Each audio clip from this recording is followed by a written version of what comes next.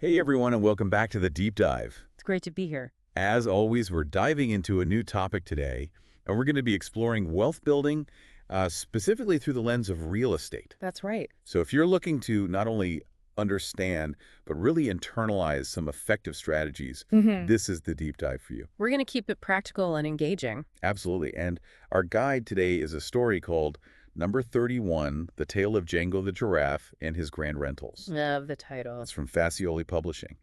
And it's going to help us break down this sometimes complex world of real estate in a really approachable way. Yeah, sometimes, those financial concepts can feel a bit intimidating, but stories like this have a way of making them relatable and clear. Exactly. So our mission today is to pull out those key insights from Jengo's story about how owning property and then renting it out can be such a powerful path, to create that financial security, not just for yourself, but for generations to come. That's the goal, lasting wealth. So let's start by painting a picture of our main character, Jengo. He's this giraffe living on the African savanna, right? Yeah, picture him tall, observant, and really driven to build something substantial. He's thinking long term. Exactly. And what I love about Jengo is he doesn't just sit around hoping for the best. He actively seeks out guidance. He goes straight to Tembo, this wise old elephant who's traveled far and wide and seen a lot. He's like the ultimate mentor figure. Exactly. And Jengo is direct with Tembo. He's like, hey, is real estate a good way to build wealth? And if so, how do I even get started? I love that he just cuts to the chase, no beating around the bush. And Tembo, being wise as he is, answers with a story, which is always a great way to learn, right? Stories are powerful. He tells Jengo about Kofi, the clever monkey, who built a good amount of wealth through rental properties. Now here's where it gets interesting.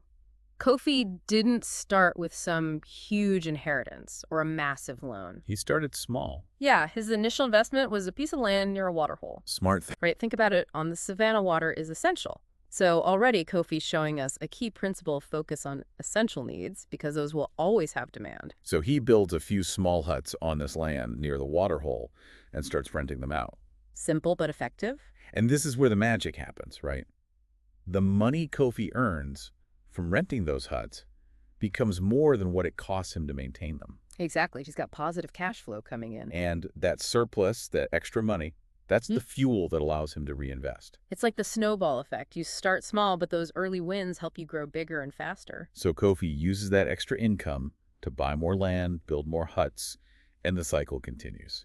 This highlights a crucial point. It's not just about owning the property, it's about generating that consistent income that exceeds your expenses.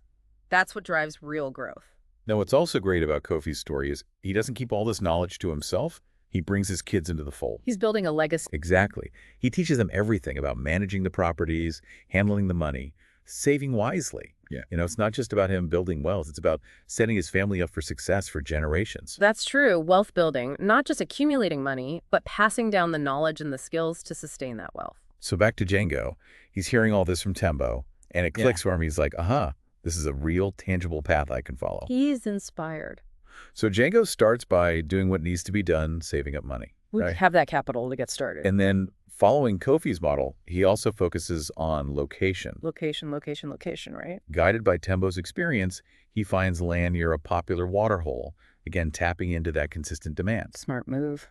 And it pays off big-time animals from all over the savannah flock to rent Jengo's huts. And the story mentions they were sturdy huts. Sturdy, yeah, I like that word. It suggests that quality matters. Absolutely. Even with basic accommodation, if you offer something well-maintained and reliable, people are willing to pay for that. And like Kofi, Jengo understands the importance of reinvesting that rental income. So he uses it to buy more land, build more properties, and gradually expand his portfolio. That's that discipline we talk about. It's a cycle: earn, reinvest, grow. Rinse and repeat. And of course, just like Kofi, Jengo also brings his children into the business. He teaches them how to manage the properties, how to be responsible with the income, and the importance of long-term thinking. It's amazing to see that generational knowledge being passed down. And because of these consistent smart choices over time, Jengo's family becomes one of the wealthiest on the whole savannah. It's a testament to that long-term strategy. It wasn't some quick scheme. It was about understanding the fundamentals of real estate and building that slow and steady wealth through rental income. And what's really cool is Jengo's success doesn't just stay within his family.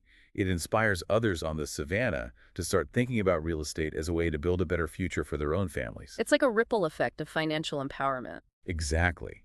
So Django becomes more than just a successful landlord.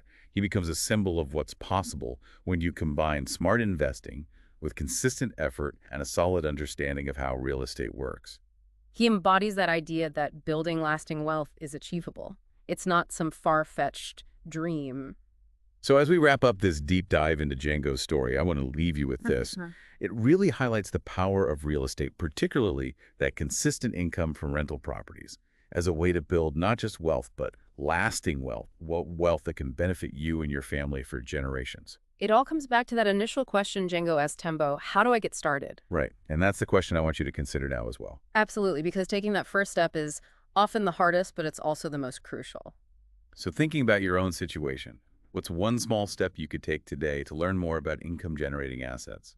Maybe it's reading a book, attending a seminar, or even just having a conversation with someone who's already invested in real estate. The point is to start exploring those possibilities. Because, like Django showed us, building wealth is a journey, and every journey begins with a single step. And remember, you don't have to be a giraffe on the savannah to make it happen. Exactly. Thanks for joining us on the Deep Dive. See you next time. We'll see you in the next one. Take care. Bye.